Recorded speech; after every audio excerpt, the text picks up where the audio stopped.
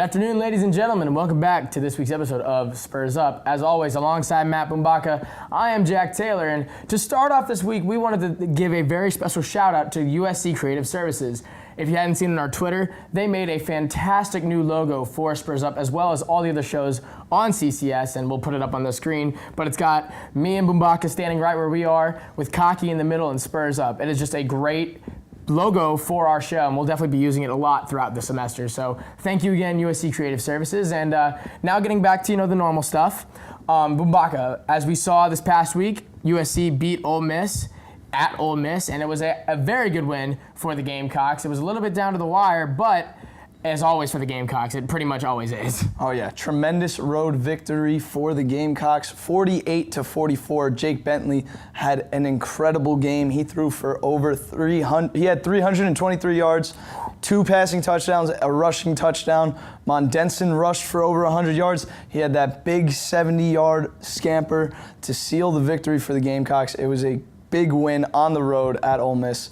Very, very big win for the Gamecocks. And they look to go on the road to Florida next week. Mm-hmm. And also, Jack, they added that game December 1st against Akron. The Akron Zips. That's going to be at noon, and that's going to be a big game. What do you think, adding that extra game, how do you think that plays out with the Gamecocks schedule? Well, to start off, just in going back to maybe the Ole Miss game for a second, the things I'd like to see from that game, 2 big things that we hadn't really seen with the Gamecocks. For the one thing, if you watch the game, you couldn't count in your hands the amount of players that went down in that game, both on the Gamecock side and the Ole Miss side. There were so many injuries, and whether or not they actually sustained throughout the game, it was still clear to see that you had to bring backups in. So what I liked to see was the depth on the Gamecock side of the ball. It showed that we had, players that like Mondenson. He had a breakout game, as we saw. He did very well and kind of came into his own because he's normally been just a, bottom of the barrel running back. But he's shown that he can kind of even hold his own. Mm-hmm. And then just a couple other, linemen, receivers, DBs that had to come and fill in. I think they all played their roles very, very well.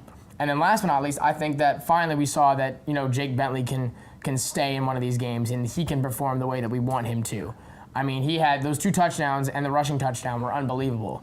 And I think that shows what he is capable of doing. Jake Bentley had an incredible game, and he did go shot for shot. He answered every single time, and it was a great win for the Gamecocks. And what about Brian Edwards' one-handed catch down the sideline? What a great catch. He's one of the most underrated players on our team. I mean, you see, especially on our wide receiver core, because Debo, who finally, was able to break out this week, he still didn't get a receiving touchdown, but he had that kick return touchdown. Yep. And that set the tone for the game. Exactly. Every Gamecock fan knows how great it was seeing those for the first 3 games last season, and ever since his injury, we've been waiting for that. We've been waiting to see when is Debo going to take off. So I think that really set the tone for the game. And then for Bentley, for Edwards, he just shows that he, is still a prominent force because everyone's like, oh, once Debo leaves, we'll still have like Shi Smith, Otre, they will take the realm, or they'll take the reins. But Brian Edwards shows that he can still contribute more than anyone else. Yep. And then as far as Bentley goes, what I like to see from him was that it was a new team and a new stadium. And as we know, Bentley is not that comfortable in those games. So this week showed that he can go on the road to a team he's never played before and still perform and seem cool under pressure. Mm-hmm. And then going to the defensive side of the ball, like you said, there were injuries throughout the entire game. At one point, Will Muschamp had 4 freshmen as defensive backs, both corners and safeties, all true freshmen. He said he's never done that in his coaching career, and it was great to see those young guys step up. Now, as far as the rest of the season goes, that we needed, the 2 wins to kind of lock down that bowl eligibility. We got the 1 win. As I had thought, Ole Miss was, a bit of a trap game. I was scared to see how we were going to do against them. So now we have that kind of being able to be comfortable with the rest of our season because we take on Florida at Florida. Then we have that home game against Chattanooga for the last one of the season, which would hope, not the last game of the season anymore, as we also scheduled Akron for December 1st at home. So I think with those 2 games, we can kind of expect and hope for that bowl eligibility regardless of how Florida and Clemson go, because both of those games are going to be very tough for this Gamecock team. Yes, going on the road in the swamp next week against Florida, that's going to be a tough win. but they did lose this week to Missouri. And Mizzou went into Florida, into the Swamp. Drew Lock got the win for the Missouri Tigers. The Gamecocks did beat the Tigers earlier in the season. And it's going to be interesting to see if Jake Bentley can carry that momentum after such a great game against Ole Miss. If he can carry that momentum into Florida, I think the Gamecocks have a real shot. Because if you remember 2 years ago, it was Bentley's first game on the road. He had had a couple games at home, and he'd had a winning streak at home, but he had not played an away game as a starter. So he was still in that kind of, like we talked about with Bentley, being uncomfortable, not being, confident in himself in these certain situations. So I think it's going to be interesting to see now that he's got a couple road wins under his belt. He's got this season under his full starting season under his belt to see what he's going to be able to do. Yeah, it's going to be an important game down in the Swamp. Hopefully the Gamecocks could come out with a W. But when you look ahead to Akron, don't forget that you got to play Clemson the week before. You do, and that's never an easy game, especially after the games that they've put up, decimating teams like NC State, who was ranked at the time and was undefeated at the time. That kind of shows how much of another level they are on.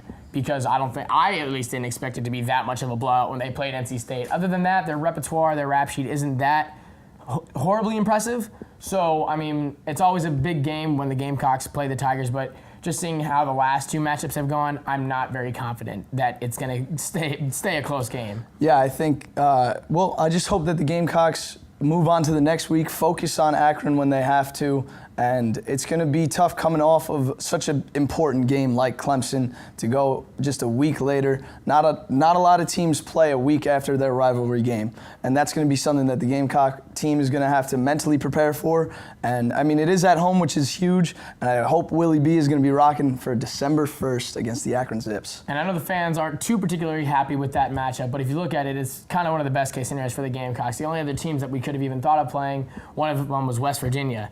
That would not have been a good way to end the season. Another top 10 team in the country. I guarantee you that would not have been a good way. So at least with this, depending on how Clemson goes, they can pretty much guarantee the ending on a good note at Willie B for the season, going into what hopefully should be a mid-tier bowl game. Exactly. So I think that's probably the best case scenario for the Gamecocks. Moving on to basketball, the men start they continue their preseason matchups as they take on USC Upstate tomorrow night, and then they take on Stony Brook to start the Naismith Basketball Hall of Fame tournament, which they host the first two rounds of. As after they play Stony Brook, they will be taking on Norfolk State. Yep. So they'll get to be able to see how their roster, is going to be able to click in this preseason. We saw, with the exhibitions they had, weren't too terribly impressive, but hopefully they can kind of start to pick up their steam through the preseason. Yeah, this is still exhibition basketball, but hopefully Chris Silva's leadership really starts to show on this team. He is the leader of the team, and him and Mike Coatsart, the big men, are going to be the focal point